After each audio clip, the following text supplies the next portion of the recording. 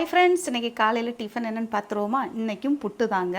புட்டுங்கிறது எங்கள் வீட்டில் எல்லாருக்குமே ஃபேவரட்டான ஒரு டிஃபன் தான்.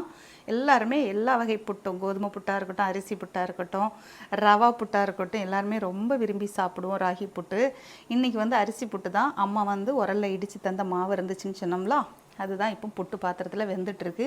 இந்த புட்டு பாத்திரத்தை பற்றி சொல்லணுன்னா, எங்கள் அம்மா என்னோடய கல்யாணத்துக்கு தந்தது பாருங்கள். கிட்டத்தட்ட 16 வருஷம் ஆகுது. சில்வர் பாத்திரம். ரொம்ப நம்ம அதை வேக வச்சு இது பண்ணனால தான் இந்த குடத்தோட கலர் மட்டும் கொஞ்சம் சேஞ்ச் ஆகிருக்கு. ஓகேவா? அடிக்கடி நம்ம யூஸ் பண்ணுறதுனால ஆவி இப்படி மேலே வந்துடும். புட்டு நல்லா ரெடி ஆகிடுச்சுன்னா நமக்கு இந்த ஆவி வர்றதுலே பார்த்து தெரிஞ்சுக்கிடலாம். யாருக்கு வீட்டிலலாம் இந்த புட்டு பாத்திரம் இருக்குதுன்னு சொல்லுங்கள். சரியா? இந்த பாத்திரத்துக்கு உங்கள் ஊரில் என்ன பெயர்னு சொல்லுங்கள். ஒரு சில இடங்களில் கொலா புட்டுன்னு நான் கேள்விப்பட்டிருக்கேன்.